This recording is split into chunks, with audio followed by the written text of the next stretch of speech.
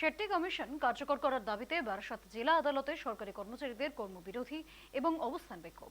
প্রায় শতাধিক কর্মচারী এই কর্মবিরতির ডাক দেন। তাদের দাবি পূরণ না হলে পরবর্তী সময়ে বৃহত্তর আন্দোলনে নামার হুঁশিয়ারি দিয়েছেন তারা। আজ বারাসাত জেলা আদালতে হচ্ছে কর্মবিরতি। আমি আমার সহকর্মীকে সেই দৃশ্যটা দেখাতে বলবো। বারাসাত জেলা আদালতের একদম যে চত্বর, সেই চত্বরে কিন্তু সরকারি যে কর্মচারী সমিতি রয়েছে, সেই সমিতির উদ্যোগে কিন্তু কর্মবিরতির ডাক দিয়েছেন তারা।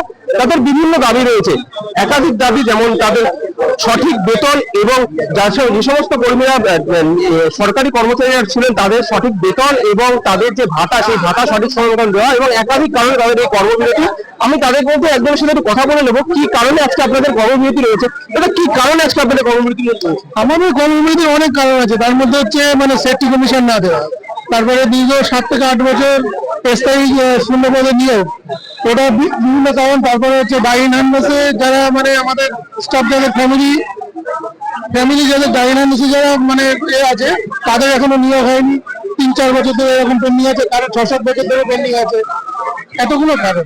এই যে বারাসাত জেলা আদালত, এখানে কিন্তু প্রতিনিয়ত হাজার হাজার মানুষ আসে, তাদের বিভিন্ন অসুবিধা কোর্টের দ্বারস্থ হয় তারা। আপনাদের এই কর্মবিরতিতে কতটা সমস্যার সম্মুখীন হতে পারে সাধারণ মানুষ? এখন সাধারণ মানুষ একটু হবেই, কিন্তু কি করা যাবে, তার থেকে তো আমাদের সমস্যাটা আগে দেখতে হবে। সাধারণ মানুষের সাথে তো আমরা সবসময় ছিলাম, আছি এবং থাকবো। আমি আরেকজনের সাথে একটু কথা বলে নেবো। আপনাদের এই যে কর্মবিরতির ডাক দিয়েছেন আপনারা, এই সরকার যদি সেফটি কমিশন গঠন না করে, তাদের যদি আপনাদের যে দাবিগুলো সেগুলো পূরণ না করে, তাহলে পরবর্তী সময় আপনারা এই আন্দোলন কিভাবে পরিচালনা করবেন?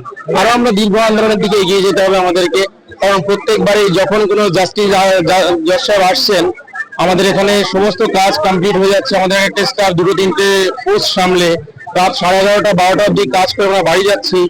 এর আগে যখন অগ্নিপাল সিং স্যার ছিলেন, তখন আমাদের ড্রাফট পাবলিশ হয়ে যাওয়ার সময় ছিল, সেই মুহূর্তে আমাদের একটা স্টাফ যে মুখ্য ভূমিকা পালন করছিল তাকে ট্রান্সফার করে দেওয়া হলো।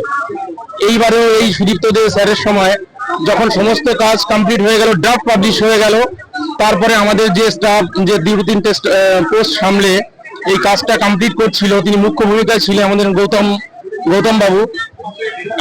মিত্র, আমাদের বড়দাদা। ওনাকে ড্রাফট পাবলিশ হয়ে গেলে সেই মুহূর্তে যদি এই স্যারদের যদি সদিচ্ছাই থাকতো, তাহলে এই মুহূর্তে তাকে ট্রান্সফার করে দেওয়া হতো না।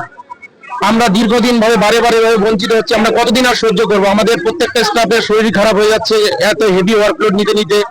তাদের এই হেভি প্রেশারের জন্য 7-8টা স্টাফ হার্ট অ্যাটাক হয়ে গেছে, একটা স্টাফ মারা গেছে। আমরা কতদিন এভাবে ওয়েট করব? এই অ্যাডমিনিস্ট্রেশনের সঙ্গে আমরা কত কোঅপারেশন করবো না? বারে বারে বঞ্চিত হচ্ছি। প্রতি বছর আমাদের আশায় দিয়ে আমাদের একটা যখন শেষ মুহূর্তের পর্যায়ে পৌঁছে যায়, তখনই আমাদের যে স্টাফরা যে মুখ্য ভূমিকা থাকে তাদেরকে এদিক ওদিক ট্রান্সফার করে দেওয়া হয়, যাতে এই কাজটা থমকে যায়, কাজটা যাতে না এগোতে পারে। একদমই এই সেফটি কমিশন এবং এই কর্মচারী ইউনিয়নের যে দাবি, সেই দাবি যদি সরকার পক্ষ না মানে, তাহলে কিন্তু বৃহত্তর আন্দোলনের পথে চলেছে এই যে বারাসাত কোর্ট রয়েছে এবং জেলার যে সমস্ত কোর্ট রয়েছে, সেই কোর্টে সমস্ত সরকারি কর্মচারীরা। বারাসাত থেকে দীপ সেনের রিপোর্ট, সময় কলকাতা।